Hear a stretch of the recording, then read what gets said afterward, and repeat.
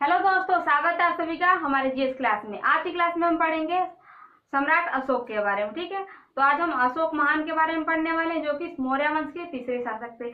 अशोक के बारे में पढ़ने से पहले दोस्तों, हम पीछे जो हमने क्लास में पढ़ा था मगध साम्राज्य का उत्कर्ष, उसमें जो हमने 4 डायनेस्टियां देखी थी। पहली हर्यक वंश, शिशुनाग वंश, नंद वंश और उसके बाद आता है मौर्य वंश। ठीक है, तो हमने मौर्य वंश के आधे चैप्टर को कवर कर लिया। कहाँ तक? तो चंद्रगुप्त मौर्य और उसके बाद बिंदुसार। चंद्रगुप्त मौर्य के जो पुत्र थे बिंदुसार, और बिंदुसार के जो पुत्र होते हैं सम्राट अशोक। ठीक है, तो आज की क्लास में हम सिर्फ सम्राट अशोक के बारे में पढ़ेंगे। ठीक है दोस्तों, इससे पहले जो हमने पढ़ा आप उसे एक बार रिवाइज कर सकते हैं, ताकि आपको कॉन्सेप्ट जो है अच्छे से क्लियर हो जाएगा।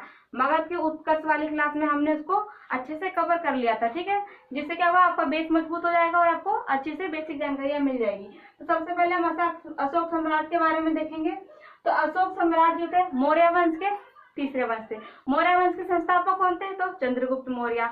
और मौर्य वंश के तीसरे शासक तो अशोक। ठीक है दोस्तों, अशोक का जो कार्यकाल रहता है वो 37 वर्षों तक रहता है। अशोक का जो शासन काल रहता है सम्राट अशोक का, मौर्य वंश में तीसरे शासक रहते हैं, तो इनका टोटल चलता है वो 37 वर्षों तक इनका कार्यकाल चलता है। ठीक है दोस्तों, अब बात करेंगे हम अशोक के जन्म के बारे में। ठीक है, तो आप यहाँ से देख सकते हैं। ठीक है दोस्तों, अशोक का जन्म 304 ईसा पूर्व में होता है। कहाँ पे? तो पाटलिपुत्र में। क्वेश्चन पूछा जाता है कि अशोक का जन्म स्थान कौन सा है? तो पाटलिपुत्र। ठीक है, इनकी मृत्यु कहाँ होती है?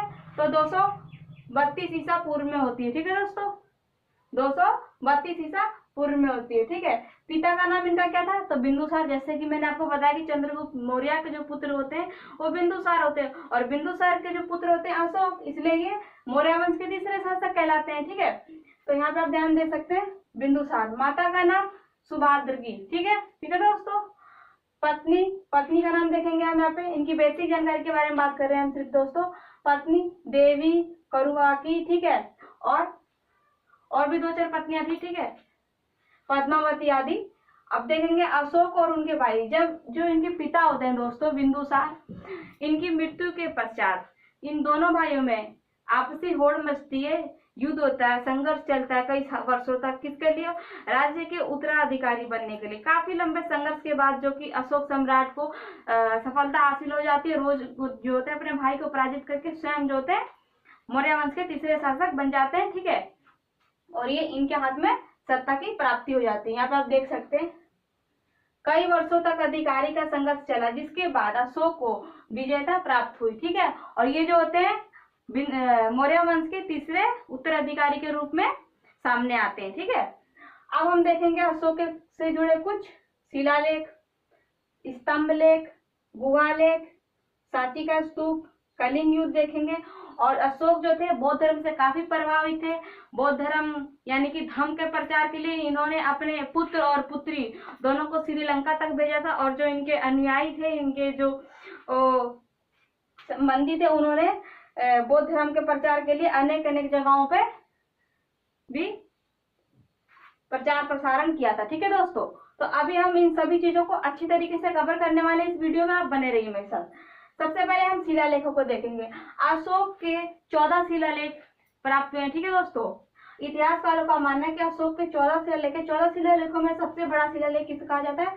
13वें शिलालेख को। ठीक है, 13वें शिलालेख सभी शिलालेखों में बड़ा क्यों है? क्योंकि इसमें कलिंग जो युद्ध हुआ था, कलिंग युद्ध, इसकी व्याख्या की गई है। ठीक है, जितना भी नरसंहार हुआ था, अशोक का हृदय परिवर्तन हुआ था, किस कारण से, क्या परिणाम निकले युद्ध के, ये सब किस में लिखा गया? तो 13वें शिलालेख में लिखा गया। इसीलिए जो है अशोक के सभी शिलालेखों में से सबसे बड़ा शिलालेख कौन सा है? तो 13वां शिलालेख है। ठीक है दोस्तों, तो सबसे पहले हम शिलालेखों को देखेंगे। 14 शिलालेख में अशोक के, तो हमने उन शिलालेखों में से कुछ महत्वपूर्ण शिलालेखों को नोट किया है। ठीक है, सबसे पहले आप देखेंगे शिलालेख, ये है 14 शिलालेख दोस्तों। ठीक है, 14 शिलालेखों में से पहला पशु बलि की निंदा की गई है पहले शिलालेख में।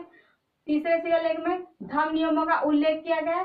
चौथे में धम्म घोष की घोषणा की गई है, जो कि बौद्ध धर्म के अनुयायी थे, बौद्ध धर्म से प्रभावित थे अशोक सम्राट, तो धम्म का प्रचार करते थे, इसलिए धम्म की घोषणा की गई है। और 10वें में प्रजा का हित, और 12वें में स्त्री महामंत्रियों की नियुक्ति की गई है। और 13वें शिलालेख में आप देखेंगे कि कलिंग युद्ध का उल्लेख किया गया, यानी कि कलिंग युद्ध का जो है वर्णन 13वें शिलालेख में किया गया। अच्छा ठीक है दोस्तों, ये तो हमने शिलालेखों को देख लिया। ठीक है, सबसे पहले हम देखेंगे शिलालेख की खोज किसने की थी।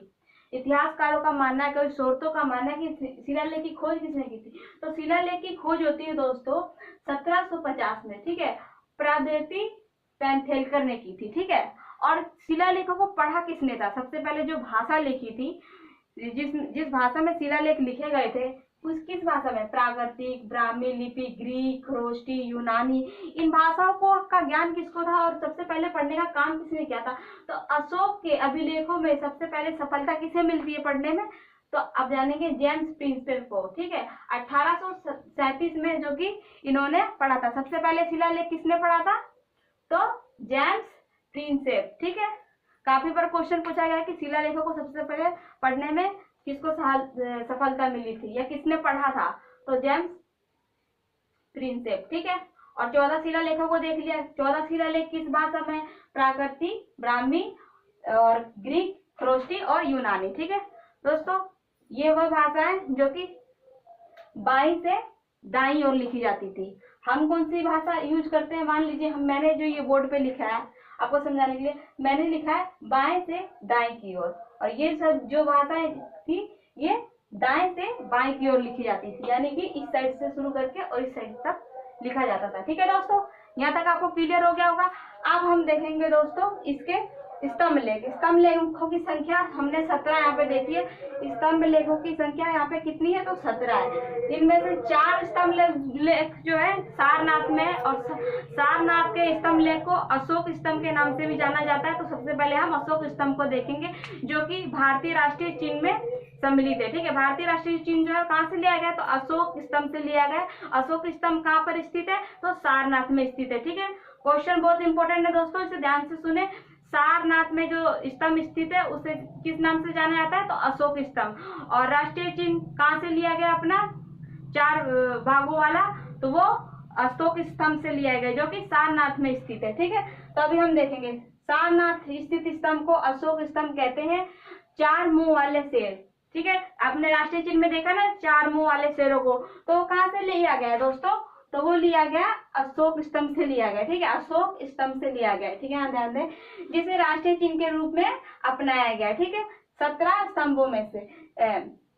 और अब हम देखेंगे गुहालेख। यहाँ हमने स्तंभ को देख लिया या शिलालेखों को देखा, अब आप यहाँ देखेंगे गुहालेख। ठीक है, अशोक द्वारा निर्मित गुहालेख से क्या तात्पर्य है। ठीक है, पहले के जो मौर्य काल के जो राजा महाराजा थे, ठीक है, वो गुहालेख बनवाया करते थे। गुहालेख का दोस्तों मतलब होता है गुफाओं के अंदर। ठीक है, गुफाओं के अंदर और मुख्य द्वार पे राजा की कल्पनाओं से परिचित होके कलाकृतियां करना और उनकी जो कल्पना है उनको दीवारों पे लिखवाना, ये सब क्या थी, ये गुहालेख के अंदर बनाए जाते थे। यानी कि कोई गुफा है, पहाड़ की गुहालेख, ये गुफा बना दी जाती थी। इसके मुख्य द्वार और भीतरी द्वारों पे राजा की भावनाओं और कल्पनाओं को यहाँ पे अंकित किया जाता था और चित्रकारी कलाओं में शामिल किया जाता था। ये सब जो गुहालेख में शामिल है। ठीक है दोस्तों, अब देखेंगे सांची का स्तूप। सांची का स्तूप कहाँ स्थित है, तो मध्य प्रदेश में स्थित है। मध्य प्रदेश के सांची नगर में, इसलिए हम सांची का स्तूप कहते हैं। सांची का स्तूप यानी कि मध्य नगर के सांची स्थान पे है, उसे हम सांची का स्तूप कहते हैं। स्तूप कैसा देखने में हम प्रतीत होता है, इस तरीके से। ठीक है दोस्तों, मान लीजिए ये स्तूप है। ठीक है, अंडरस्टैंडिंग के लिए आप स्तूप को इस आकार में देखते हैं, जो काफी फेमस है। सांची का स्तूप कहाँ पे है, तो मध्य प्रदेश में सांची नगर में स्थित है। ठीक है, किसने बनवाया था, तो अशोक ने। ठीक है, अब हम देखेंगे कलिंग युद्ध। ठीक है, यहाँ पे हम कलिंग युद्ध देखते हैं। कलिंग युद्ध जो होता है 261 ईसा पूर्व में होता है। ठीक है, कलिंग युद्ध किसके साथ हुआ था, माने अशोक ने कलिंग युद्ध किसके साथ किया था, तो कलिंग के राजा जो थे अनंत पद्मानम, ठीक है, इनके साथ कलिंग युद्ध होता है। कई इतिहासकारों का मानना है कि दोस्तों जो अशोक के दादा थे यानी कि चंद्रगुप्त मौर्य, उन्होंने भी कलिंग पर एक बार आक्रमण किया था, परंतु सफलता ना हासिल होने के कारण उन्हें पराजित होना पड़ा। उसी का बदला लेने के लिए जो है अशोक जो है कलिंग पे आक्रमण करते हैं। और कई इतिहासकारों का मानना यह भी है दोस्तों कि कलिंग जो था, कलिंग साम्राज्य को अशोक अपने साम्राज्य में शामिल करना चाहते थे और अपने साम्राज्य का विस्तार करना चाहते थे, जिसके कारण ये मतलब युद्ध हुआ। तो युद्ध के कई मुख्य कारण थे, ठीक है दोस्तों, अलग अलग इतिहासकारों के अलग अलग कारण है, ठीक है। सबसे पहले हम जानेंगे कलिंग युद्ध। कलिंग युद्ध इतना विख्यात युद्ध क्यों है?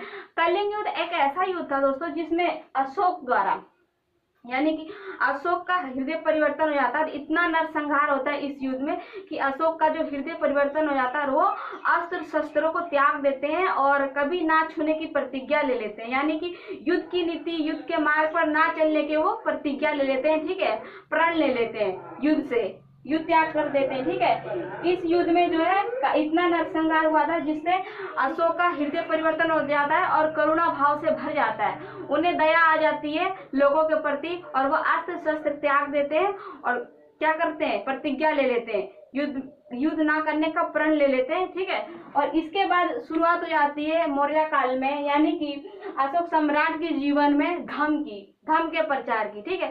धर्म का मार्ग चुन लेते हैं अशोक जो होते हैं यहीं से, ठीक है, इस युद्ध के बाद ही, कलिंग युद्ध के बाद ही, ठीक है। तो कलिंग क्वेश्चन पूछा जाएगा दोस्तों कि कलिंग युद्ध कब हुआ था? तो 261 ईसा पूर्व में। किससे हुआ था? अनंत पद्मानंद से हुआ था, ठीक है। क्यों हुआ था इसके कारण मैंने आपको बताया। इसके बाद कलिंग युद्ध के बाद जो है अशोक का हृदय परिवर्तन हो जाता है और वो क्या करते हैं, प्रतिज्ञा ले लेते हैं युद्ध ना करने की और अस्त्र शस्त्र त्याग देते हैं और किस ओर चलते हैं, किस दिशा की ओर? तो धर्म के प्रचार की ओर। और बौद्ध धर्म के अनुयायी होते हैं, बौद्ध धर्म से बहुत प्रभावित होते हैं वो, ठीक है।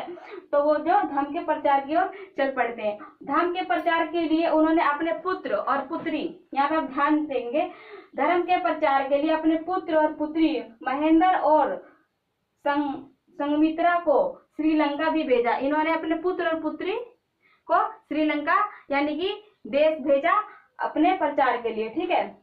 यहाँ तक कि आप देखेंगे बौद्ध संगति जो होती है, तीसरी बौद्ध संगति किसके शासन काल में होती है? तो सम्राट अशोक के शासन काल में जो तीसरी बौद्ध संगति होती है, ठीक है दोस्तों। यहाँ आप ध्यान से देख सकते हैं शासन काल में पाटलिपुत्र में होती है। तो कहाँ होती है? तो पाटलिपुत्र में होती है। तीसरी बौद्ध संगति कहाँ होती है? पाटलिपुत्र में होती है। किसके शासन काल में होती? तो अशोक के शासन काल में होती। अशोक किस धर्म के अनुयायी थे? तो बौद्ध धर्म के अनुयायी थे। अशोक किस धर्म से प्रभावित थे? तो बौद्ध धर्म से प्रभावित थे। अशोक ने किससे कलिंग युद्ध लड़ा था? तो अनंत पद्मानंद से। कब लड़ा था? 261 ईसा पूर्व में लड़ा था, ठीक है दोस्तों। क्वेश्चन इसी तरीके से बनते हैं और इसी तरीके से पूछे जाते हैं एग्जाम में, जिससे क्या होता है हम लोग घबरा जाते हैं। अगर कॉन्सेप्ट आपका क्लियर है तो आप एग्जाम में कभी नहीं घबराओगे और पूरे के पूरे जितने भी क्वेश्चन होंगे आप उसे अच्छी तरीके से अटेम्प्ट कर सकते हो, अगर आपका कॉन्सेप्ट क्लियर है तो, ठीक है दोस्तों। एक बार आप फिर से देख सकते हैं, हमने सबसे पहले शिलालेखों को देखा, शिलालेखों की संख्या कितनी थी? तो ठीक है दोस्तों 14 थी। यहाँ पे हमने देखा 14 में से 13 जो शिलालेख है सबसे बड़ा शिलालेख है, ठीक है। कुछ मुख्य शिलालेखों को हमने यहाँ नोट किया था, वो हमने देख लिया, ठीक है दोस्तों। जैसे पशु की निंदा, धर्मियों का उल्लेख करना और धर्म का प्रचार करना, स्त्री महामंत्रों की नियुक्ति, ठीक है।